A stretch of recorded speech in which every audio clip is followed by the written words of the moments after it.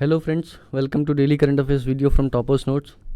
Today is 18th of May and we'll be covering the following articles. Moving on to the very first article, the repo rate in India. जैसे recently आपको पता है कि RBI ने अपने repo rate जो है वो इंक्रीज़ किए हैं, तो उससे क्या इफ़ेक्ट्स होंगे, रेपो रेट होता क्या है और क्या रीज़न था कि ये बढ़ाए गए, इसके बारे में बात करेंगे इस पर्टिकुलर आर्टिकल में. Moving on to the next article, chief of defence staff and top level military reforms की सीडीएस क्या होता है. उसके अलावा जो रिसेंटली मिलिट्री रिफॉर्म्स की बातें चल रही हैं, तो उसके अंदर क्या क्या रिफॉर्म्स गवर्नमेंट करने का सोच रही है, क्या क्या रिकमेंडेशन है गवर्नमेंट के पास, उसके बारे में बात करेंगे.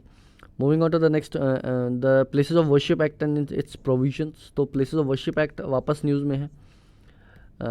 इस बार आया ज्ञानवापी मॉस्क की वजह से.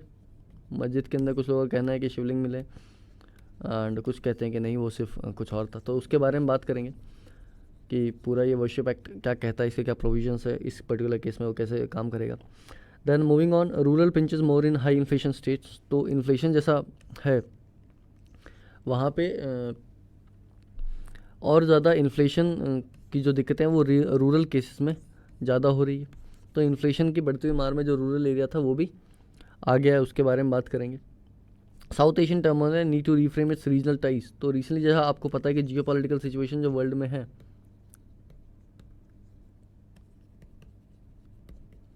राइट, कैसे एक तो यूक्रेन रशिया के बाद, उसके बाद इन्फ्लेशन बढ़ती हुई, उसके बाद वेस्टर्न सैंक्शंस जो रशिया के ऊपर है, वेस्टर्न जो सैंक्शंस है रशिया के ऊपर वो, right.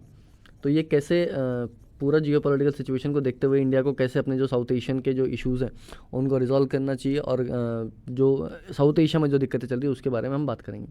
Moving on to the next one, an eye on eye achieving sustainable development goal. तो सस्टेनेबल डेवलपमेंट गोल्स को कैसे अचीव कर सकते हैं, क्या SDGs होते हैं, क्या इफ़ेक्ट करेंगे और क्यों इसका इम्पोर्टेंस है, इसके बारे में हम इस पर्टिकुलर आर्टिकल में बात करते हैं, right. Okay then, moving on to the very first article, the repo rate in India. This news is regarding Places of Worship Act and its provision. Context ये है कि supreme court will hear an appeal against the video survey of Varanasi ज्ञान Vapi mask. Recently एक सर्वे हुआ था जिसमें video recording की गई थी और इस रिकॉर्डिंग के दौरान ही एक शिवलिंग प्राप्त हुआ अगर मॉस्क के जो फाउंडेशंस है उनके नीचे. तो एक मुस्लिम बॉडी का ये कहना है कि ये सर्वे वायलेट करता है उस कानून को जो कि इनेक्ट किया गया था पार्लियामेंट के द्वारा इन 1991. अब वो एक्ट कौन सा था, तो वो एक्ट था प्लेसेस ऑफ वर्शिप एक्ट जो कि 1991 में पास किया गया था. तो इस अपील के बारे में जान लेते हैं. वाराणसी कोर्ट ने डायरेक्ट किया है डिस्ट्रिक्ट एडमिनिस्ट्रेशन को कि वो सील करे उस स्पॉट को जहाँ पे ये फिल्मिंग हुई है, क्योंकि ये इलीगल है. और जो प्रिंसिपल आर्गूमेंट है वाराणसी कोर्ट का, उनका कहना ये है कि ये क्लियरली इंटरडिक्टेड है, क्योंकि पहले से ही एक वर्डिक्ट इस पे पास हो चुकी है एंड लॉ बने हुए हैं, तो उसके अकॉर्डिंग ये नहीं है. इस वजह से ये कहीं से भी जस्टिसेबल नहीं है. सो ये इस इशू के बारे में देख लेते हैं. तो ये 30 ईयर ओल्ड एक अपील है जिसमें यह कहा गया है कि औरंगजेब ने जो लॉर्ड विश्वेश्वरा का जो टेम्पल था उसे डिमोलिश करके ये ज्ञानवापी मॉस्क का कंस्ट्रक्शन करवाया था. और ये लॉर्ड विश्वेश्वरा जो टेम्पल है इसके रिमेन्स आज भी इस पर्टिकुलर मॉस्क के नीचे अवेलेबल हैं. तो जो प्लेसेस ऑफ वर्शिप एक्ट है आखिर वो क्या कहता है, ये एक्ट प्रोहिबिट करता है कन्वर्जन ऑफ किसी भी प्लेसेस जहाँ की वर्शिप होती है, जहाँ पे कि उसका किसी भी टाइप का कन्वर्जन नहीं हो सकता है और इसको मेंटेन किया जाना चाहिए. अगर रिलीजियस प्लेसेस हैं तो उसको वैसे ही मेंटेन किया जाना चाहिए जैसे कि वो इंडिपेंडेंस से पहले था, यानी कि अगस्त 1947 से पहले था. उसी स्टेटस क्वो में उसको रखा जाना चाहिए. सेक्शन 3 जो है इस एक्ट का वो बार करता है कन्वर्जन या फुल हो या वो पार्टली हो, चाहे वो कोई भी रिलीजियस डोमिनेशन का हो, उसको कन्वर्ट नहीं किया जा सकता है किसी डिफरेंट रिलीजियस डिनोमिनेशन के। तो ये पर्टिकुलर जो सेक्शन 3 है इस एक्ट का ये कहता है। सेक्शन 4(1) जो है वो डिक्लेयर करता है, वो ये कहता है कि जो रिलीजियस करेक्टर है किसी भी पर्टिकुलर प्लेस का shall continue to be the same as it was existed before the independence. Section 5 जो है वो भी ये कहता है कि ये जो पर्टिकुलर एक्ट है ये अप्लाई नहीं होगा राम जन्मभूमि और बाबरी जो मस्जिद जो केस था उसमें ये अप्लाई नहीं होगा, जो सेक्शन 5 है ये प्लेसेस ऑफ वर्शिप एक्ट का। उसके अलावा और भी जितने जो प्लेसेस हैं वहाँ पे ये लॉ अप्लाई होगा। अब वो सर्कमस्टेंसेस क्या थे जिसके तहत ये जो कंट्रोवर्शियल लॉ है उसको पास किया गया था? तो ये एक्ट लाया गया था जब राम टेम्पल का जो मूवमेंट था वो अपने पीक पे था और बाबरी मस्जिद उस वक्त स्टिल स्टैंडिंग था, यानी कि वो था, उस पर डिमोलिशन नहीं हुआ था। लेकिन जो फायरिंग हुई कार सेवक के ऊपर वहाँ पे कम्युनल टेंशन्स ज़्यादा हो गया और जिसकी वजह से फिर डिमोलिशन का जो एक्ट हुआ था वो फिर काफ़ी ज़्यादा बढ़ गया था। ये एक्ट को अडॉप्ट किया गया था इस टाइप की कंट्रोवर्सी को प्रिवेंट करने के लिए जो कि किसी भी टाइप की रिलीजियस जो साइट्स है उसके कन्वर्जन से रिलेटेड होती है। सो सुप्रीम कोर्ट का स्टैंड आखिर क्या है इस पर्टिकुलर एक्ट के बारे में? तो सुप्रीम कोर्ट का ये स्टैंड है कि जो कॉन्स्टिट्यूशनल वैलिडिटी है इस पर्टिकुलर एक्ट की उसको ना तो कभी चैलेंज किया गया है और ना ही एग्जामिन किया गया है। उसके अलावा ये एक्ट इम्पोज करता है non derogable obligations towards enforcing our commitment to secularism under the Indian constitution. यानी कि अगर सेक्युलरिज्म को पूरी तरह से इन्फोर्स करना है इन द कंट्री तो ये जो पर्टिकुलर एक्ट है वो कहीं ना कहीं उसको चैलेंज करेगा because of its unjustifiable provisions. ये भी कहा जाता है कि ये जो लॉ है ये एक लेजिस्लेटिव इंस्ट्रूमेंट है जो कि सेक्युलर फीचर जो हैं उसको प्रोटेक्ट करने के लिए हैं, जो कि बेसिक स्ट्रक्चर का वो पार्ट है। तो कहीं ना कहीं ये जो पर्टिकुलर एक्ट है ये हमेशा से ही डिस्प्यूटेड रहा है और इसको एक प्रिवेंटिव मेज़र के तौर पे ही पास किया गया था, ना कि एक सॉल्यूशन के तौर पे। तो इस वजह से ये पर्टिकुलर इशू बार बार सामने आता रहता है। So that's all in this news. The news is rural pinches more in high inflation states. अब ये क्या है? तो जो रूरल एरियाज़ का जो रोल है इन राइजिंग इन्फ्लेशन तो वो अर्बन एरिया से थोड़ा ज़्यादा है, ये इस पर्टिकुलर न्यूज़ आर्टिकल में आया है। सो ये इंपॉर्टेंट है GS3 के पॉइंट ऑफ व्यू से। Subsection issues related to growth and development. So retail inflation has persisted above the RBI's inflation target. RBI का इन्फ्लेशन टारगेट क्या है रहा है? 4% के आसपास, और जिसमें अगर वन मंथ में अगर फ्लक्चुएशन की बात करें तो मिनिमम 2 एंड मैक्सिमम 6% तक वो हो सकता है। लेकिन अभी जो इन्फ्लेशन है वो तो 8 ईयर हाई पे है, यानी कि 8.38% है रूरल एरियाज़ में, और अर्बन एरियाज़ के इन्फ्लेशन की बात करें तो वो अराउंड 7% के आसपास है। तो जो डिफरेंस है इन्फ्लेशन का वो यहाँ पे क्रिएट होता है क्योंकि वेरियस स्टेट्स में अगर इन्फ्लेशन का सिनारियो दिखे तो वो काफ़ी अलग अलग नज़र आता है। जैसे केरला, आंध्र प्रदेश, कर्नाटक, तमिलनाडु, इन और ये जो और स्टेट्स हैं उस पर अगर देखें तो यहाँ पे इन्फ्लेशन जो है वो लोअर है when compare to national level जो इन्फ्लेशन रेट है वहाँ का। लेकिन वही जो MP है, महाराष्ट्र है, वेस्ट बंगाल, तेलंगाना और ये सब जो स्टेट्स हैं यहाँ पे नेशनल लेवल से ज़्यादा इन्फ्लेशन है। अब ऐसा क्यों है? क्योंकि जो अलग अलग स्टेट्स होते हैं वहाँ पे अलग अलग पॉलिसीज़ चलती है regarding PDS system, regarding subsidies. So इसकी वजह से जो इन्फ्लेशन है वो अलग अलग स्टेट अलग अलग शो करता है। तो जो स्टेट्स हैं जो हायर इन्फ्लेशन शो कर रहे हैं ये जो स्टेट्स हैं यहाँ पे जो ट्रेंड है कि रूरल एरिया में भी काफ़ी हाई इन्फ्लेशन है when compare to urban areas. इस डायग्राम में आप देख सकते हैं कि जो 4 स्टेट्स हैं वहाँ पे इन्फ्लेशन जो है वो 9% के भी ऊपर पहुँच गया है, जो कि वेस्ट बंगाल, MP, हरियाणा और तेलंगाना में है। बाकी ये सब है जो नेशनल लेवल के ऊपर का जो डेटा है वो शो कर रहे हैं इन्फ्लेशन का। जो लोवेस्ट है वो केरला एंड तमिलनाडु का है, जो कि 6% के अंडर है, जो कि काफ़ी टाइम से इंडियन इकोनॉमी अचीव नहीं कर पाई है, क्योंकि काफ़ी टाइम से 6% से ऊपर ही इन्फ्लेशन चल रहा है अगर कंट्री पूरे ओवरऑल कंट्री की अगर नेशनल लेवल की बात करें। सो ये डिफरेंस के रीज़न क्या है, तो जो cushion of subsidies rooted through the public distribution system, जिसके बारे में अभी हमने बात किया पीडीएस सिस्टम के बारे में, वो काफ़ी हद तक अलग है, क्योंकि जो इनकम लेवल है सदर्न स्टेट्स का वो थोड़ा सा ज़्यादा है, और जो स्टेट है जहाँ की लोअर अर्बनाइजेशन है वो फूड और फ्यूल में काफ़ी ज़्यादा खर्चा करते हैं when compare to urban areas, जिसकी वजह से ये इन्फ्लेशन भी बढ़ता है। और अर्बन एरियाज जो होते हैं वो सर्विसेज में ज़्यादा स्पेंड करते हैं, तो ये एक तरह से कलेक्टिव फैक्टर होता है जो कि इन्फ्लेशन को और ज़्यादा हाई करता है।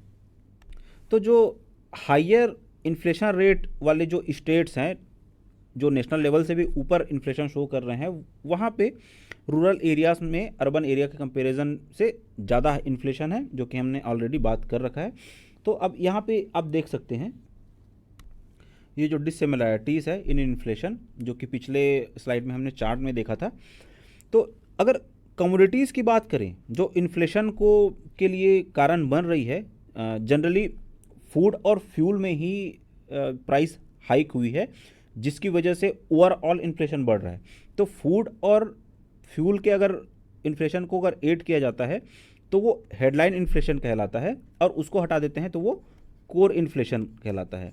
तो ये हेडलाइन इन्फ्लेशन का आखिर रीज़न क्या है, तो जो कई कमोडिटी आइटम हैं, अराउंड 18 आइटम्स है, उसमें 20% के ऊपर इन्फ्लेशन देखा गया है, और अगर 63 आइटम जो है उसमें 10 से 20% के आसपास इन्फ्लेशन देखा गया है। फूड आइटम्स की बात करें तो मेजर इंक्रीज जो देखा गया है वो सीरियल्स के प्राइस में, वेजिटेबल, फ्रूट्स, स्पाइसेस और ऑयल के प्राइस में काफ़ी ज़्यादा राइस देखा गया है। घी की प्राइस भी है काफ़ी हद तक ऊपर गई है, as well as cooking oil की भी। चिकन के प्राइस भी ऊपर गए हैं, क्योंकि जो फीड स्टॉक है उसके प्राइस ऊपर गए हैं, ये ग्लोबल लेवल पे हुआ है। फ्रूट के प्राइसेस भी 8.4% के आसपास पहुंच गया है, जो जबकि 7.4% के आसपास रहने की इसकी उम्मीद थी। तो अगर सब्सटेंटिव प्राइस इंक्रीज़ की अगर बात करें तो वो लगभग सभी बेसिक कम्युनिटीज़ में देखी गई है, जिसमें से वीट, प्रोटीन आइटम जो कि मोस्टली चिकन होता है या फिर एग्स होते हैं, milk, lemon, cooked meal, chillies, refined oil, potato chillies, और ये सारे जो डेली कंज्यूमिंग आइटम्स हैं वो सारे हैं। इसमें मिल्क और mustard oil, refined oil, wheat और एलपीजी जो है वो 20 bps तक क्रॉस किया है अगर ओवरऑल इन्फ्लेशन की अगर बात करें। सो एग्ज़ाम पॉइंट ऑफ व्यू से इसमें क्या इंपॉर्टेंट है, तो इन्फ्लेशन क्या होता है इसके बारे में आपको पता होना चाहिए। इसके अलावा हेडलाइन एंड कोर इन्फ्लेशन के बारे में पता होना चाहिए। यूपीएससी कई बार इससे पहले भी क्वेश्चन पूछ चुकी है, और जो रीज़न होते हैं कि क्यों इन्फ्लेशन अप एंड डाउन होता है किसी पर्टिकुलर सिनारियो में, तो वो चीज़ें भी क्लियर होनी चाहिए। So that's all in this news. So the next topic is South Asian turmoil and need to reframe regional ties. So what has happened? हुआ क्या है और हो क्या रहा है? आज के आर्टिकल में सी राजा मोहन बेसिकली डिस्क्राइब करने की कोशिश करते हैं, जिसमें वो कह रहे हैं कि there is a shift in global order pandemic के बाद, जिसने इंड्यूस किया है टर्मोइल रीजन अक्रॉस ज्योग्राफी।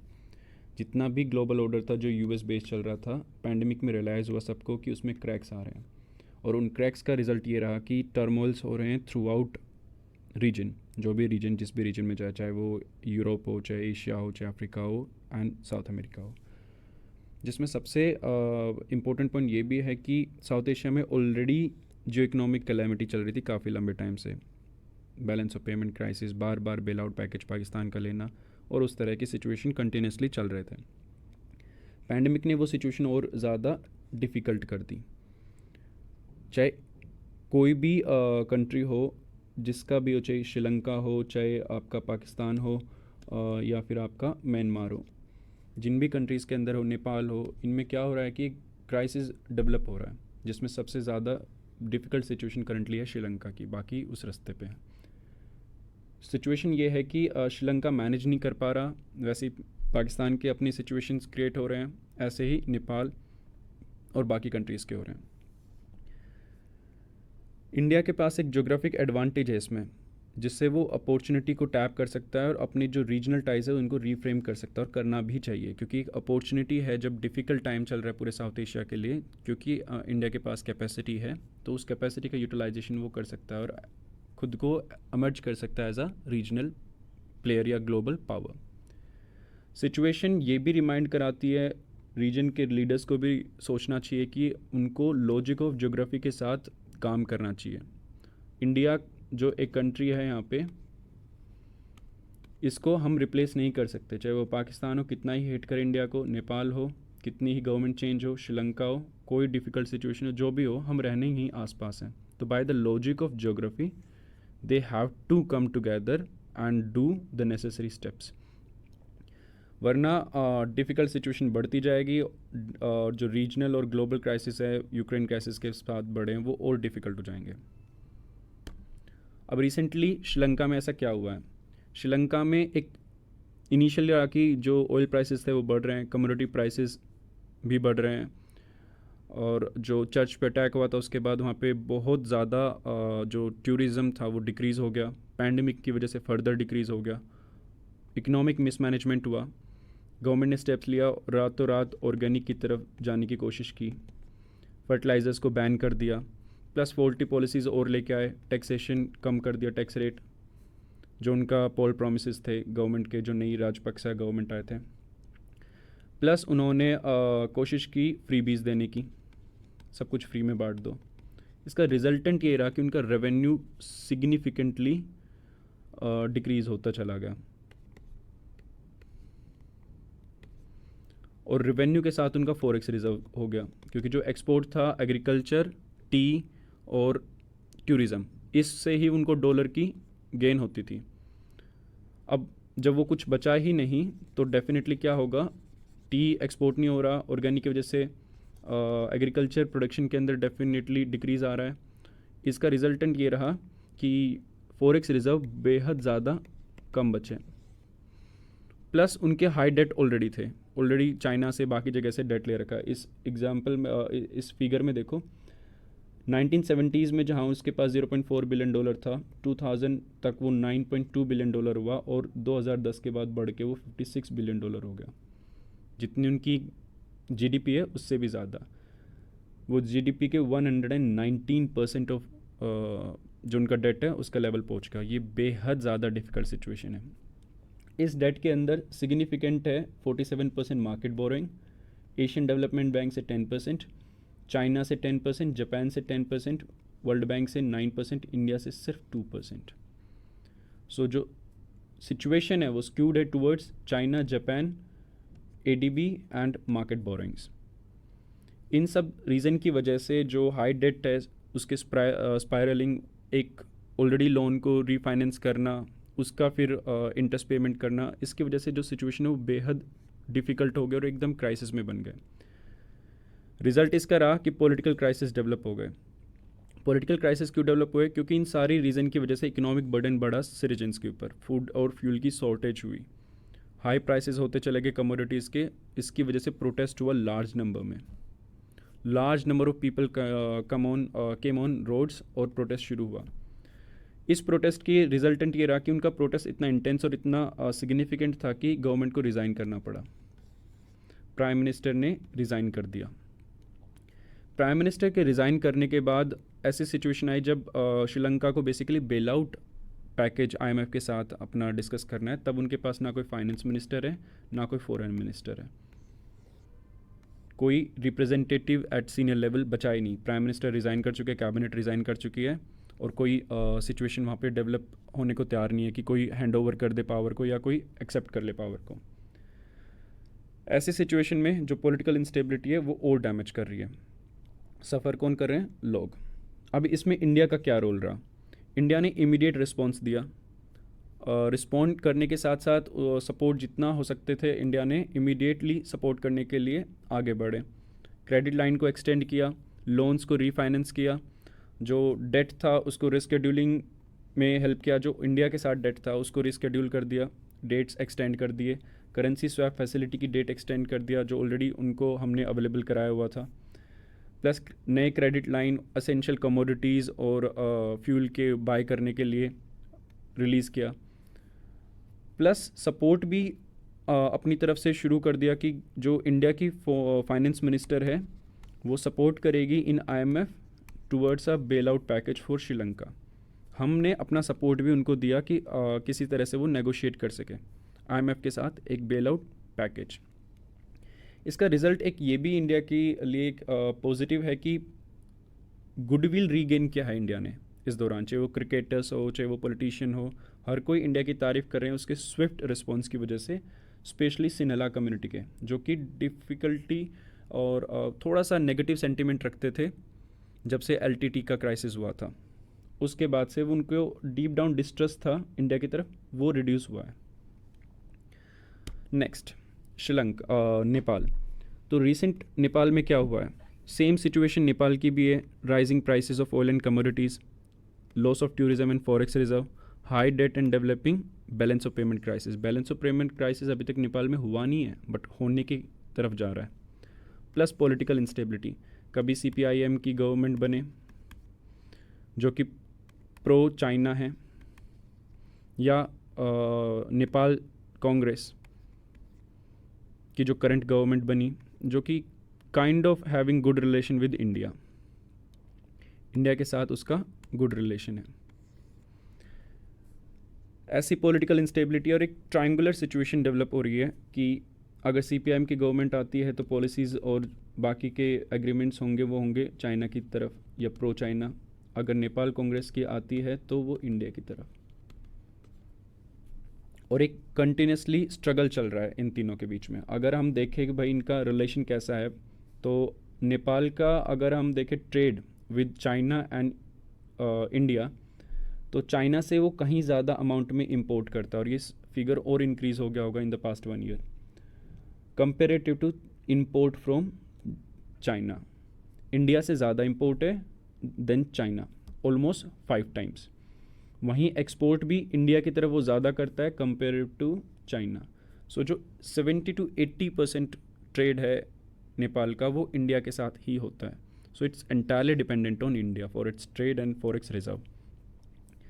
इसके मेजर ट्रेड एक्सपोर्ट कम्युनिटीज़ और इंपोर्ट कम्युनिटीज़ है वो आप चेक कर सकते हैं इसमें। अब इंडिया का क्या रोल है?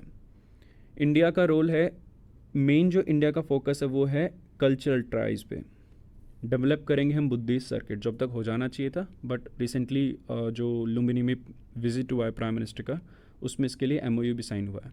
तो बुद्धिस्ट सर्किट डेवलप करेंगे। 500 मिलियन प्लस बुद्धिस्ट फॉलोवर है वर्ल्ड वाइड। सो टूरिज़म की बहुत ज़्यादा अपॉर्चुनिटी डेवलप होती है अगर हम दोनों कंट्रीज़ मिलके बुद्धिज़्म को अच्छे से स्प्रेड करें। रामायण सर्किट इतने ही नंबर में या इससे ज़्यादा हिंदू फॉलोवर्स हैं, तो रामायण का जो सर्किट है, क्योंकि Ram can be born in India but Sri Lanka Nepal के साथ कुछ न कुछ कनेक्शन है, चाहे वो माता सीता के साथ हो या जनकपुर हो। सो इस तरह के रीज़न की वजह से इट बिकम्स वेरी इंपॉर्टेंट कि हम ये एक रामायण सर्किट भी डेवलप करें। प्लस हमारे जॉइंट हाइड्रो प्रोजेक्ट जैसे अरुण 3, अरुण 4 और इसके अलावा बाकी रिवर्स के ऊपर हाइड्रो पावर प्रोजेक्ट जो कि बहुत ज़्यादा बेनिफिशियल है फॉर नेपाल। नेपाल का बेनिफिट क्या होगा कि हम उनके साथ मिलके डेवलप करेंगे ऑन द रिवर्स, और डेवलपमेंट की वजह से जो हम डेवलप कर रहे हैं वो गेन करेंगे 4x, क्योंकि उस हाइड्रो प्रोजेक्ट से जो इलेक्ट्रिसिटी जनरेट होगी उस इलेक्ट्रिसिटी को बेसिकली ट्रांसमिट करेगा नेपाल टू इंडिया, क्योंकि सारी इलेक्ट्रिसिटी तो कंज्यूम कर नहीं सकता Nepal, is not that big country. हम इन्वेस्ट करेंगे और टैप करेंगे हाइड्रो पावर के वहाँ पे पोटेंशियल को, और नेपाल उसको एक्सपोर्ट करेगा इंडिया को, अर्न करेगा 4x। Plus connectivity, new rail road develop करना, इंफ्रास्ट्रक्चर प्रोजेक्ट्स डेवलप करना। रिसेंटली जो 1 महीने पहले बेसिकली नया प्रोजेक्ट भी लॉन्च हुआ था वो था 35 किलोमीटर का लाइन जयनगर इंडिया और कुर्ता नेपाल के अंदर। इन दोनों को कनेक्ट किया था by a new road. So overall अगर देखें इन डेवलपमेंट के साथ, तो इंडिया का मेन फोकस है कल्चरल टाइज को इम्प्रूव करना, पीपल टू पीपल, जो एक फेमस कोट भी है, रोटी बेटी का रिश्ता है नेपाल के साथ, तो उसको डेवलप करना ताकि कोई भी गवर्नमेंट आए रिलेशन एक डेवलप्ड वे में चले। Next, recent development in Pakistan. तो रीसेंट डेवलपमेंट पाकिस्तान में क्या हो रहा है, सबसे प्रॉब्लम डिफ़िकल्ट सिचुएशन जो चल रही है फ्रॉम द पास्ट 20 ईयर्स, वो है स्पायरलिंग ऑफ डेट, एक के बाद एक bail out package, economic and political instability, कोई प्राइम मिनिस्टर अपना टेन्योर पूरा नहीं कर पाता, जो इस इमरान खान से उम्मीद थी उसका भी नहीं हो पाया। इसकी वजह से उनका कंसिस्टेंटली लो रिजर्व्स हैं, तो उनकी जो रेटिंग्स है वो ख़राब है, इन्वेस्टमेंट कम आएगा तो डेफिनेटली जॉब क्रिएशन कम होगा, जॉब क्रिएशन कम होगा तो ओवरऑल पॉवर्टी इंक्रीज़ होगी और जो रेवेन्यू है गवर्नमेंट का वो भी डिक्रीज़ होगा। डेलिब्रेट एंटी ज्योग्राफी पॉलिसी, ये बहुत सिग्निफिकेंट लाइन है। डेलिब्रेट एंटी ज्योग्राफी, इंडिया के साथ वो एज अ ज्योग्राफी के हिसाब से मेंबर है, लेकिन इंडिया के साथ वो कोई भी पॉलिसीज़ करने को तैयार नहीं है, कोई भी एग्रीमेंट करने को तैयार नहीं है। हर चीज़ को वो कहाँ पे जाके कनेक्ट करता है, कश्मीर के साथ। उसको खाना है कश्मीर, पीना है कश्मीर, बात करनी है कश्मीर, उसके अलावा भी कश्मीर। तो जो एक ब्यूरोक्रेटिक स्टेपल है फॉर कश्मीर, क्लीशे, एक क्लीशे बना के रख दिया उसने। कोई भी डिस्कशन हो, किसी भी फोरम पे जाए, पहले वो इसके बारे में बात करेगा, वरना वो बात ही नहीं करेगा, चाहे वो कोई भी इशू हो उसका, वो खुद का इशू फेस कर रहा हो। तो जो एंटी ज्योग्राफी पॉलिसी है पाकिस्तान की, उसकी वजह से भी उसकी सिचुएशन और डिफ़िकल्ट हो रही है, क्योंकि पाकिस्तान का अगर बॉर्डर देखें तो इतना जो 1000 ऑफ किलोमीटर्स का बॉर्डर है वो इंडिया के साथ अटैच है, तो इसका जितना भी ट्रेडिंग पोटेंशियल है, इकोनॉमिक ग्रोथ के प्रोस्पेक्ट्स हैं, वो उसने खुद ने रोक के रखे हुए हैं। अब इंडिया क्या रोल प्ले कर सकता है? डेफिनेटली लिमिटेड ऑप्शन है टू डील विद पाकिस्तान। हमारे पास बहुत ज़्यादा ऑप्शन नहीं है पाकिस्तान को कुछ भी समझाने के या कहने के, because we have done that for long. लेकिन फिर भी एक होप दिखता है, वो रिलीजियस एक्सचेंजेस में है, जैसे करतारपुर कॉरिडोर जो सक्सेसफुली ओपन हुआ और चल भी रहा है इवन आफ्टर 2019 के स्टेप्स के बाद। और ओपनिंग, एक और जो रास्ता दिखता है वो ये है कि अब ऑप्शन है हम कि एक सार का समिट अटेंड कर सकते हैं इन पाकिस्तान, जो पेंडिंग है for the past 4-5 years.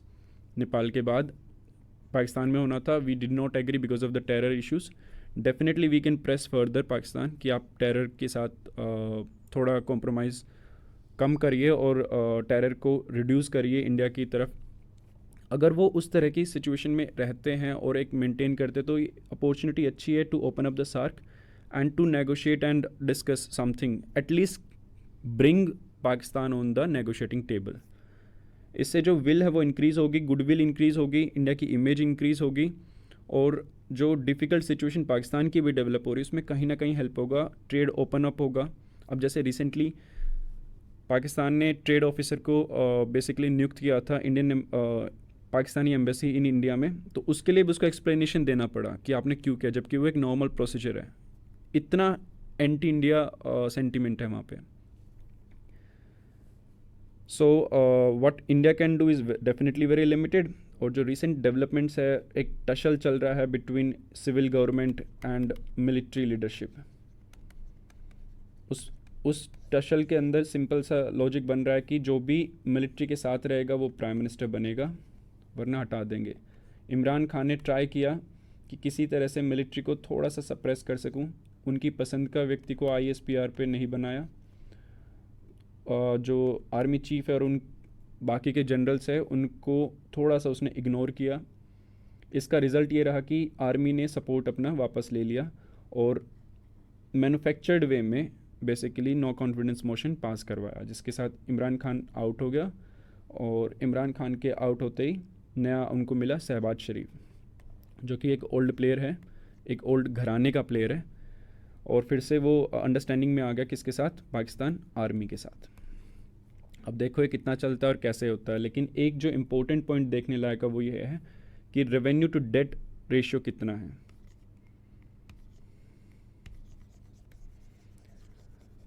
Bangladesh जहां हर एक 100 रुपये रेवेन्यू को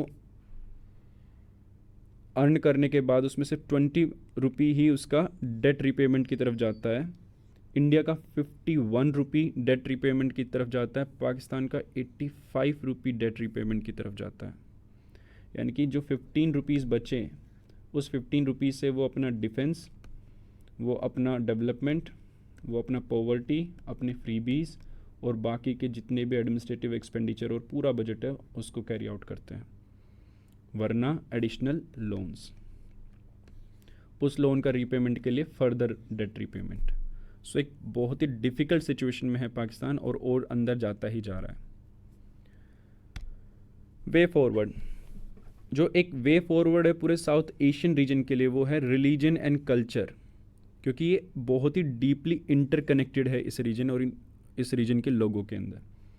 अगर हम उनको डेवलप करें, सारे रिलीजियस प्लेसेस, पिलग्रिम्स को, साइट्स को, प्लेसेस को अगर डेवलप करें पूरे रीजन के अंदर, तो इम्प्रूव करेगा वो trans border access, connectivity improve होगी, जो ना सिर्फ रेवेन्यू इंक्रीज़ करेगा साउथ एशियन कंट्रीज़ का, बल्कि एक कामिंग इफेक्ट भी लेके आएगा, सबको शांत करने का उस पर इम्पैक्ट आएगा। फॉर एग्जांपल करतारपुर कॉरिडोर का उसका वो इम्पैक्ट रहा है।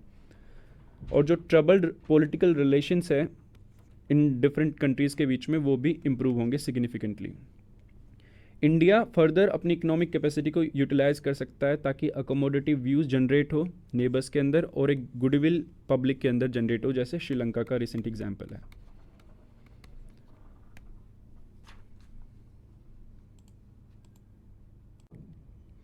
So next topic is an eye on achieving sustainable development goals. देखना है कि कितना हम अचीव कर पाएँ अब तक और किस तरफ जाना है और क्या इश्यूज़ है उसमें। What is sustainable development goal? तो जो SDGs है बेसिकली वो ब्लूप्रिंट है to achieve a better and more sustainable future, सबके लिए, पूरे दुनिया के लिए बेसिकली। और इसमें टोटल 17 गोल्स हैं जिनको लाइन बाय लाइन रीड करना है।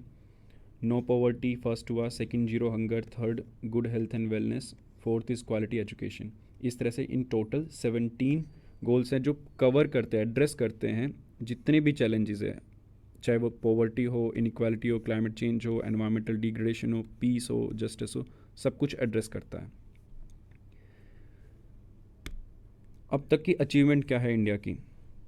तो जो सस्टेनेबल डेवलपमेंट गोल्स हमने एक्सेप्ट किए थे 2015 में एज अ टारगेट फॉर 2030, उसमें इंडिया ने अब तक 2020 एंड 21 की जो रिपोर्ट रिलीज़ की थी इंडिया के नीति आयोग ने, जिसमें बेसिकली उसका खुद का इंडेक्स है SDG इंडिया इंडेक्स, उसमें उसने डिटेल इन्फॉर्मेशन दी कि इम्प्लीमेंटेशन कितना हुआ है कंट्री के अंदर। जो मार्किंग होता है वो 0 से 100 पॉइंट्स के बीच में होता है हर एक रीजन के लिए, और in a significant marker of improvement हमने काफ़ी ज़्यादा इम्प्रूव किया है, और कोई भी इंडिया का स्टेट एस्पिरेंट कैटेगरी में नहीं आया है अब की बार। जो एस्पिरेंट कैटेगरी है बेसिकली वो लोवेस्ट कैटेगरी है। जितने भी स्टेट हैं उन सब ने मैनेज किया है कि वो 50+ स्कोर करें और एस्पिरेंट कैटेगरी में आने से बच जाएं। 13 स्टेट ने तो परफॉर्मर की कैटेगरी में अपना बेसिकली नाम दर्ज कराया है, और 15 स्टेट्स हैं फ्रंट रनर की कैटेगरी में, जो कि सेकंड हाईएस्ट पोजीशन है। ओवरऑल कंट्री का परफॉर्मेंस भी इम्प्रूव हुआ इस वजह से। इंडिया फ्रंट रनर की कैटेगरी में आ गया है with a score of 66। States and UTs की इंफॉर्मेशन नीति आयोग ने दी, प्लस इंडिया की भी इंफॉर्मेशन दी। ओवरऑल कंट्री की इंफॉर्मेशन है या पॉइंट्स कितना गेन कर रहा है या कितने नंबर लेके आ रहा है, वो है 66। लेकिन इसके ओरिजिनल स्केल पर अगर देखें तो रैंक डिक्रीज़ हुई है अमंग डिफरेंट कंट्रीज़। रैंक ज़रूर बाय 2 रैंक्स डिक्रीज़ हुए हैं, लेकिन ओवरऑल स्कोर इंप्रूव हुआ इस वजह से, क्योंकि बाकी कंट्रीज़ ने डेफिनेटली इंडिया से ज़्यादा बेटर परफॉर्म किया होगा, तो रैंक में हमसे ऊपर चले गए। यहाँ तक कि हमारी नेबरिंग कंट्रीज़ हैं उनकी भी परफॉर्मेंस हमसे बेटर रही है। इंडिया ने जो बेटर परफॉर्मेंस की है वो है 6, 7 एंड 11, 12th गोल के अंदर। 6th goal clean water and sanitation, स्वच्छ भारत अभियान, टैप वाटर फॉर ऑल, इन सब मिशंस की वजह से, जो क्लीन वाटर और सैनिटेशन के प्रोजेक्ट्स की वजह से हमारा सिग्निफिकेंट इंप्रूवमेंट हुआ है नंबर 6 गोल के अंदर। 7th goal affordable and clean energy, solar power की तरफ प्रोत्साहन करना, wind power, hydro power, nuclear, इन सब का बहुत ही सिग्निफिकेंट एक्सपेंशन हुआ इन द पास्ट 4-5 ईयर्स। इसका रिजल्ट ये रहा है कि हमारी परफॉर्मेंस इसमें सिग्निफिकेंटली इंप्रूव हुई है। और उसके बाद है 11th and 12th sustainable cities and communities, smart city project हो, अर्बन डेवलपमेंट प्रोजेक्ट्स हो, बाकी के इन सब प्रोजेक्ट्स का ये रहा कि इंफ्रास्ट्रक्चर इम्प्रूवमेंट हुआ है हमारी सिटीज़ का, जिसकी वजह से सिटीज़ कंपैरेटिवली बेटर परफॉर्म कर पाई हैं और सस्टेनेबल डेवलपमेंट की तरफ मूव कर पाई हैं। नेक्स्ट है हमारा responsible consumption and production, reuse, recycle, जो 3R होते हैं उनको फॉलो करना। सो हमारा ओवरऑल पर कैपिटा एमिशन है वो डिक्रीज़ होता है और एज अ रिज़ल्ट हमारी इसमें परफॉर्मेंस इंक्रीज़ हुई है। अब प्रॉब्लम क्या है? जो प्रॉब्लम है, एक तो रिपोर्ट के अंदर ऐसी कंसर्न्स है जो कि अभी बताएंगे, जिनकी वजह से पॉलिसी मेकर्स को भी थोड़ा सोचने की ज़रूरत है। India continues to be in aspirant category in the implementation of gender equality and zero hunger, यानी कि सबसे लास्ट कैटेगरी में हम अभी भी जेंडर इक्वालिटी के मैटर पे और जीरो हंगर पे। Gender equality as you know India ज़्यादा अच्छा परफॉर्म नहीं करता है और रिसेंट ग्लोबल हंगर इंडेक्स भी पॉइंट आउट करता है कि हमारी कितनी ख़राब परफॉर्मेंस है in the implementation of zero hunger. Global hunger index हमें लोवेस्ट कैटेगरी में डालता है for reducing hunger in the public या पॉपुलेशन। उसके अलावा जो बाकी के गोल्स हैं, no poverty, quality education, decent work, economic growth, industry innovation, infrastructure, climate action, इन सब में भी काफ़ी ज़्यादा मेहनत करने की ज़रूरत है ताकि हम फ्रंट रनर की कैटेगरी में आ जाएं फ्रॉम परफॉर्मर। करंटली इन सब इंडेक्स के अंदर या इन सब गोल्स के अंदर हमारी परफॉर्मेंस है परफॉर्मर की कैटेगरी में। अगर इम्प्रूव करें सिग्निफिकेंटली हम, तो हम आ जाएंगे फ्रंट रनर की कैटेगरी में। वे फॉरवर्ड क्या है, ये कैसे करें? अब सबसे इम्पोर्टेंट जो क्लाइमेट इश्यूज़ और सस्टेनेबल डेवलपमेंट गोल का है वो है पार्टनरशिप, क्योंकि कोई भी एक व्यक्ति, इंडिविजुअल हो या स्टेट गवर्नमेंट हो, लोकल गवर्नमेंट हो, नेशनल गवर्नमेंट हो, डिफरेंट कंट्रीज़ की गवर्नमेंट हो, कोई भी इंडिविजुअली काम नहीं कर सकता या अचीव नहीं कर सकता इन गोल्स को। सो पार्टनरशिप की ज़रूरत है, कोलैबोरेशन की ज़रूरत है स्टेट्स के साथ, यूटीज़ के साथ, सिविल सोसाइटी ऑर्गेनाइजेशन के साथ और बिजनेसेस के साथ, बड़े कॉरपोरेट हाउसेस के साथ। और एक एग्रेसिव इम्प्लीमेंटेशन चाहिए किसका? SDG लोकलाइजेशन एफर्ट्स की तरफ, डिस्ट्रिक्ट लेवल पे, पंचायत लेवल पे, विलेज लेवल पे।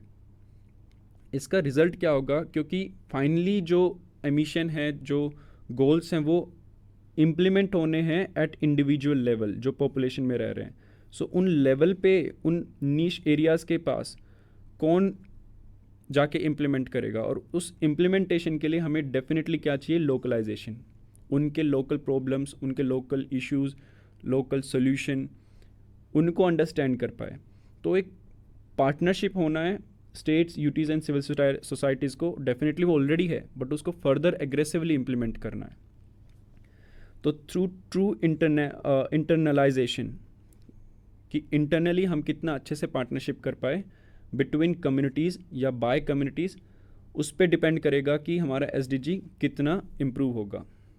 और सिर्फ कम्युनिटी लेवल पे ही हम जाके फाइनली SDGs को अचीव कर पाएंगे, जितने भी 17 गोल्स हैं, अगर हम कहाँ पे काम करें? कम्युनिटी लेवल पे।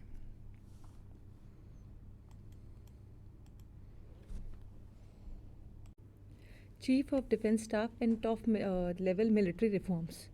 तो last year general Bipin Rawat जो कि चीफ ऑफ डिफेंस स्टाफ थे, उनकी डेथ हो गई थी एक हेलीकॉप्टर क्रैश में, और उसके बाद से अभी तक गवर्नमेंट ने चीफ ऑफ डिफेंस स्टाफ की पोस्ट पर कोई अपॉइंटमेंट नहीं किया है। So this is the context. Now let us learn about the background. Center approved creation of Chief of Defence Staff CDS and the Department of Military Affairs as the fifth department within the Ministry of Defence with salary and perquisites equivalent to service chief. तो central जो centre government है या फिर centre है, उसने chief of defence staff के creation और उसके अलावा डिपार्टमेंट ऑफ मिलिट्री अफेयर्स के क्रिएशन को अप्रूव किया था। और ये डिपार्टमेंट ऑफ मिलिट्री अफेयर्स जो है, ये मिनिस्ट्री ऑफ डिफेंस के अंतर्गत आने वाला फिफ्थ डिपार्टमेंट है। और इसमें जो सैलरी और परक्विजिट्स रहेंगे वो बेसिकली चीफ सर्विस चीफ के इक्विवेलेंट रहेंगे। ऑलराइट, उसके बाद में जब ये अप्रूवल हो गया था, उसके बाद में आर्मी चीफ जनरल रावत को इस पोस्ट पर अपॉइंट किया गया था। ऑलराइट, अब इस पोस्ट को, चीफ ऑफ डिफेंस स्टाफ की पोस्ट के लिए रिकमेंडेशन आई थी 2001 में by a group of ministers that was tasked with the studying the Kargil review committee report. Alright, तो 2001 में जब कारगिल रिव्यू कमेटी रिपोर्ट आई थी, जो 1999 में आई थी, उसको स्टडी करने के लिए, उसके इन्वेस्टिगेशंस के लिए एक ग्रुप ऑफ मिनिस्टर्स को अपॉइंट किया गया था और 2001 में उन्होंने चीफ ऑफ डिफेंस स्टाफ को रिकमेंड किया। After the government group of ministers' recommendations to prepare the post of CDS, the government created Integral Defence Staff in 2002, which was to eventually serve as the CDS Secretariat. तो इसकी recommendations को मानते हुए government ने क्या किया, CDS के लिए post prepare, CDS chief of defence staff के लिए पोस्ट प्रिपेयर करने के लिए एक इंटीग्रेटेड डिफेंस स्टाफ बनाया 2002 में, और इवेंचुअली उसका काम क्या होता, CDS सेक्रेटेरिएट की तरह काम करना।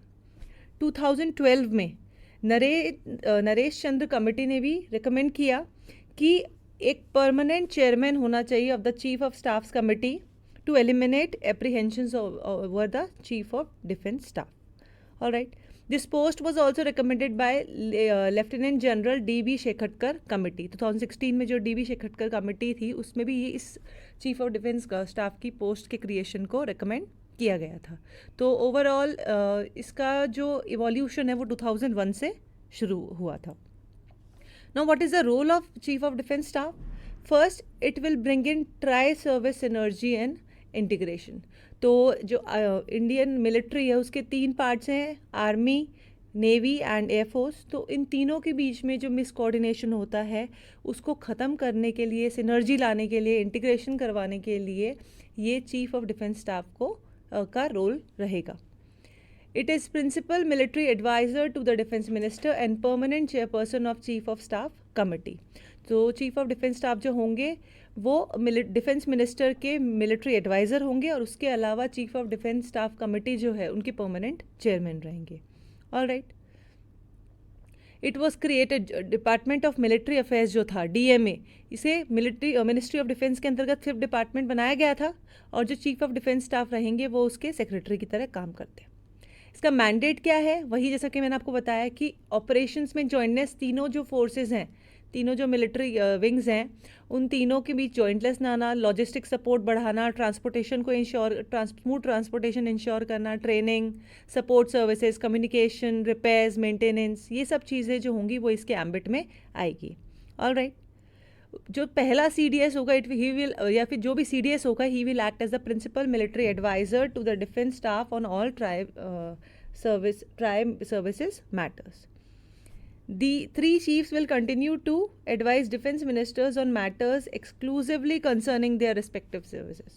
तो चीफ ऑफ डिफेंस स्टाफ के अलावा जो 3 chiefs हैं रिस्पेक्टिव मिलिट्री विंग के, वो जो तीनों चीफ्स होंगे वो अपनी अपनी सर्विसेज के रिलेटेड जो कंसर्न्स हैं, जो मैटर्स हैं, उन पर एडवाइस करते रहेंगे, उनकी पावर को हैम्पर नहीं किया जाएगा। Alright, but please remember he will not exercise any military command. वो सिर्फ सिनर्जी लाने के लिए, कोऑर्डिनेशन बढ़ाने के लिए, इंटीग्रेशन लाने के लिए काम करता है। He is not exercising any military command. It will evaluate plans for out of area contingency as well as other contingencies such as humanitarian assistance and disaster relief. All right. Specialized tri-service divisions. Specialized tri-services divisions क्या कौन कौन से हैं? Special Operations, Defense Cyber and Defense Space, जो कि CDS के under लाए गए थे। All right. तो ये है चीफ ऑफ डिफेंस स्टाफ का रोल। नाउ इस पे रीथिंकिंग क्यों हो रही है, इसमें नए अपॉइंटमेंट्स क्यों नहीं हो पा रहे हैं, रोल्स और रिस्पॉन्सिबिलिटीज़ को लेके क्या इश्यूज़ हैं? तो कुछ इश्यूज़ हैं रोल्स और रिस्पॉन्सिबिलिटीज़ को लेके, कुछ इक्विवेलेंस के हैं कि क्या रोल रहेगा, ये सब चीज़ें। उसके अलावा dichotomy in the roles and responsibilities as several responsibilities overlap between DMA and department of defence. तो बहुत ज़्यादा ओवरलैपिंग भी है रोल्स और रिस्पॉन्सिबिलिटीज़ की। इश्यूज़ क्या हैं? जैसे मैंने आपको बताया, पहले तो रोल्स और रिस्पॉन्सिबिलिटीज़ का है, इक्विवेलेंस का रोल है। उसके अलावा जो नया डिपार्टमेंट बनाया गया है, डिपार्टमेंट ऑफ मिलिट्री अफेयर्स, और जो एग्जिस्टिंग डिपार्टमेंट है, डिपार्टमेंट ऑफ डिफेंस, इनकी रोल्स और रिस्पॉन्सिबिलिटीज़ में बहुत ज़्यादा ओवरलैपिंग है, तो बहुत ज़्यादा पावर क्लैशेस होते हैं। तो ये भी एक मैटर है कंटेंशन का। There is also a rethink on the timeline creation of theatre commands and the number of commands and their envisaged format. तो जो थिएटर कमांड्स का क्रिएशन है, उसके अलावा कमांड्स के नंबर्स हैं, इन सब में भी क्या होगा कि बहुत इश्यूज हैं टाइमलाइंस पे. ऑलराइट, अब क्या किया जा सकता है? तो there can be a CDS with operational powers who will after due legislative changes have theatre commander support report to him while the services chief will look after the raise, train and sustain functions of respective services. All right. तो क्या किया जा सकता है कि जो CDS है, जो चीफ ऑफ डिफेंस स्टाफ है, उन्हें ऑपरेशनल पावर्स दे दी जाए, जो कि जो लेजिस्लेटिव चेंजेस जो अभी ड्यू हैं उन सब पे वो एक्शन ले सके, जबकि जो सर्विस चीफ्स है like army chief, navy chief या एयरफोर्स चीफ, वो रेज जो होगा, पेमेंट है, ट्रेनिंग जो पर्पसेस है, उसके अलावा जो दूसरे फंक्शंस हैं उनका ध्यान रखेंगे. तो इससे क्या होगा कि ओवरलैपिंग नहीं होगी और क्लैशेस कम होंगे. Chief of Integrated Defence Staff to the Chairman, Chief of Staff's Committee can function as the Secretary, DMA reporting directly to the CDS. तो क्या होगा, जो इंटीग्रेटेड डिफेंस स्टाफ चीफ हैं, ऑलराइट, उसके अलावा जो चीफ ऑफ स्टाफ्स कमेटी हैं, ये सब जो है ये सेक्रेटरी, जो डिपार्टमेंट ऑफ मिलिट्री अफेयर्स है उसके सेक्रेटरी की तरह काम कर सकते हैं और डायरेक्टली CDS को रिपोर्ट कर सकते हैं. Alright. Now, the integrated theatres reduce the existing single service commands to fewer joint commands. तो इसमें ये लिखा हुआ है कि किस तरीके से जो इंटीग्रेटेड थिएटर्स हैं, वो जो सिंगल सर्विसेज कमांड है जिनमें कि मिस कोऑर्डिनेशन होता है, माइक्रो मैनेजमेंट होता है, उसको कैसे ये रिड्यूस कर सकते हैं. ऑलराइट. तो बहुत कौन से इंटीग्रेटेड थिएटर्स हैं, इंटीग्रेटेड कमांड्स हैं. So first is integrated western theatre command. ये कहाँ पर है? जम्मू कश्मीर, पंजाब, राजस्थान, हरियाणा. तो ये 4 रीजन्स को कवर करती है. उसके अलावा ये कौन सी रीजन सब्ज्यूम करती है? Western region, south and south western commands को. ऑलराइट. तो ये जो अलग अलग कमांड्स थी इनको सब्ज्यूम कर लिया है इंटीग्रेटेड वेस्टर्न थिएटर कमांड ने. इंटीग्रेटेड एयर डिफेंस कमांड की अगर हम बात करें तो जितनी भी एयर डिफेंस एसेट्स हैं आर्मी और एयरफोर्स के, उन सबको सब्स्यूम कर लेती है. सिमिलरली इंटीग्रेटेड लॉजिस्टिक्स कमांड जो है ये तीनों सर्विसेज की जो लॉजिस्टिक्स आर्म्स हैं उनको सब्स्यूम करती है, कोऑर्डिनेशन को इंश्योर करती है. Next is integrated northern theatre command. तो इसमें कौन से रीजन्स हैं कवर होते हैं? लद्दाख, हिमाचल प्रदेश और उत्तराखंड. और इसमें कौन सी कमांड सब्स्यूम कर दी गई हैं? That is northern command and central command. Similarly integrated eastern theatre command की अगर हम बात करें तो उसमें जो रीजन्स हैं वो अरुणाचल प्रदेश, सिक्किम, मतलब नॉर्थ ईस्ट रीजन्स जो हैं, अरुणाचल प्रदेश, सिक्किम, मणिपुर, मिजोरम, नागालैंड, आसाम, मेघालय एंड त्रिपुरा, ये इनको कवर करती है. और इसमें ईस्टर्न आर्मी कमांड और जो ईस्टर्न एयर कमांड है उनको सब्स्यूम कर दिया गया है, इंटीग्रेट कर दिया गया है. जो आइलैंड रीजन है, अंडमान एंड निकोबार कमांड, जो कि अंडमान निकोबार आइलैंड्स को कवर करता है, इसमें नेवी, एयरफोर्स और आर्मी एसेट्स जो हैं आइलैंड टेरिटरीज पे, उनको ये सब्स्यूम करेगा. और ये अकेली जॉइंट कमांड है, जो कि अकेली जॉइंट कमांड है ये आइलैंड्स पे, और 2003 में ये क्रिएट की गई थी. And last but not the least integrated southern theatre command. तो जितनी पेनिनसुलर इंडिया वाला रीजन है, उसके अलावा वेस्ट बंगाल, गुजरात और उड़ीसा वाला जो रीजन है, ये सब इसमें आते हैं. इसमें southern command, southern naval command, western naval command और ईस्टर्न नेवल कमांड को कवर किया जाता है. ऑलराइट.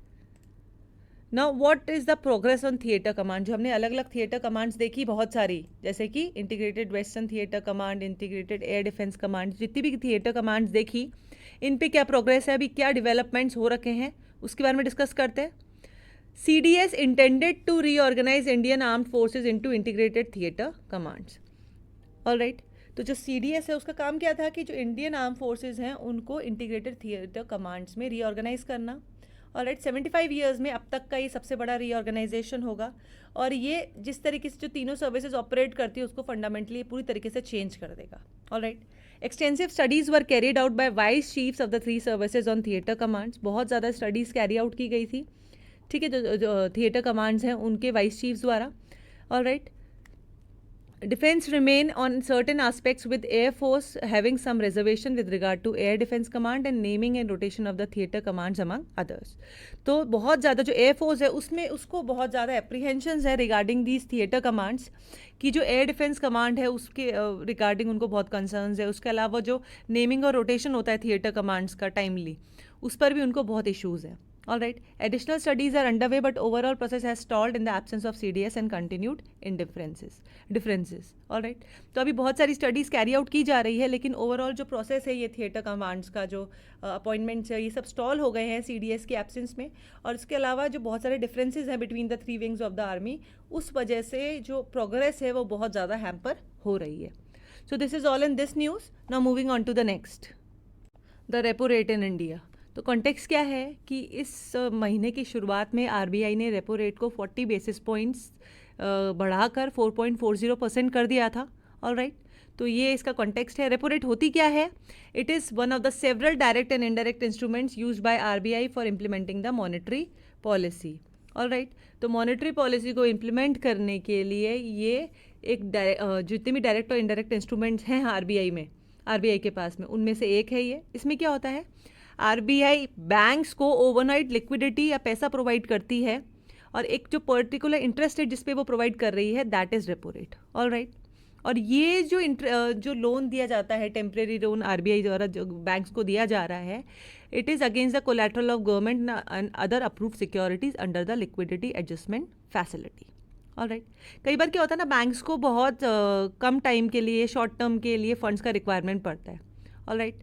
तब वो क्या करते हैं, उनके पास जितनी भी गवर्नमेंट सिक्योरिटीज़ हैं वो सेंट्रल बैंक के RBI के पास में एज अ कोलेट्रल या एज अ मॉर्गेज रख देते हैं, और उनके अगेंस्ट मनी बोरो कर लेते हैं बैंक से, और वो जो पर्टिकुलर इंटरेस्ट रेट पे जो RBI पैसा दे रहा है that is repo rate. All right.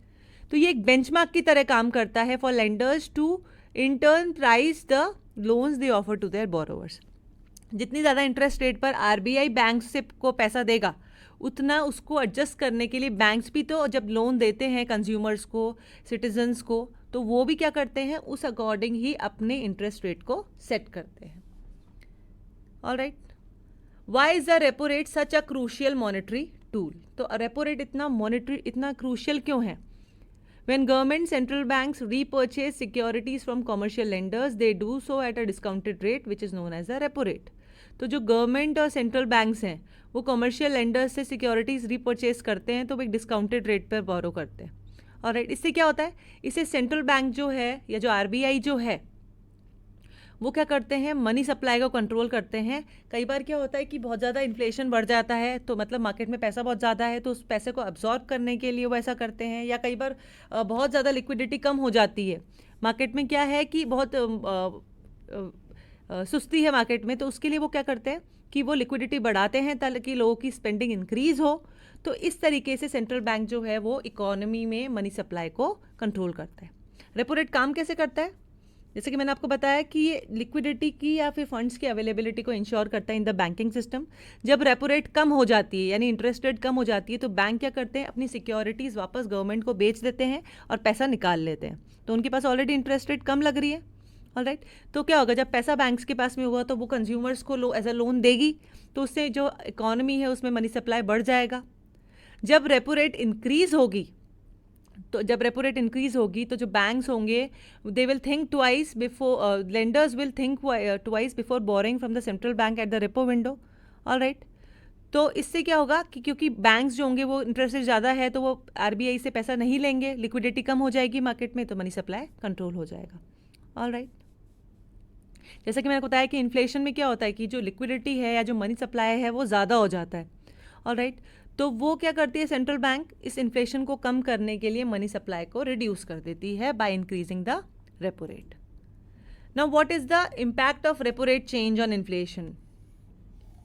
Inflation can broadly be mainly demand driven और a result of supply side factors. जैसा कि मैंने आपको बताया कि इन्फ्लेशन जो है या तो डिमांड ड्रिवन होता है कि लोगों के पास में पैसा है, अगर उनको अगर एक चॉकलेट खरीदनी है और उसके लिए अगर 10 लोग हैं and they are saying कि we want the chocolate, take as much money as you want, तो उससे क्या होगा कि डिमांड बहुत ज़्यादा हो गई है, तो कोई भी पर्टिकुलर प्राइस की डिमांड बढ़ने से उसका प्राइस पर्टिकुलर कमोडिटी का डिमांड बढ़ने से उसका प्राइस बढ़ेगा.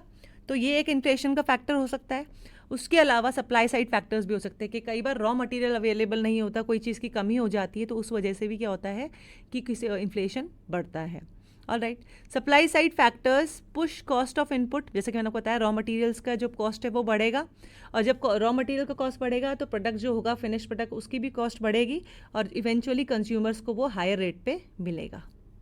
Alright, changes to the repo rate to influence interest rate and the availability of money supply majorly work only on the demand side। तो रेपो रेट जो है उसमें चेंजेस जो इंटरेस्ट रेट को इन्फ्लुएंस करने के लिए रेपो रेट में जो चेंजेस किए जाते हैं और जो मनी सप्लाई को कंट्रोल करने का काम किया जाता है वो सिर्फ डिमांड साइड के लिए मेजरली होता है। ऑलराइट, क्योंकि डिमांड साइड पर लिक्विडिटी का इशू होता है, सप्लाई साइड पे लिक्विडिटी का इशू नहीं है, सप्लाई साइड पे रॉ मटेरियल की अवेलेबिलिटी का इशू है।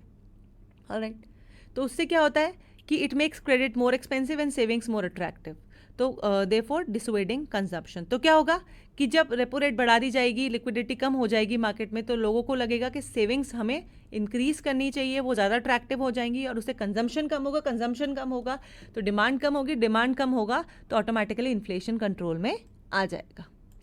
So this is all in this news. यहाँ हमने पढ़ा कि रेपो रेट बढ़ाई थी इस महीने के स्टार्टिंग में आरबीआई ने, जो कि 2-3 सालों में पहली बार ऐसा हुआ है। और उसके अलावा रेपो रेट होती क्या है, उसका क्या इन्फ्लुएंस है, वो इतना क्रूशियल क्यों है, उसकी फंक्शनिंग क्या है, ये सब हमने डिस्कस किया। This is all in this news.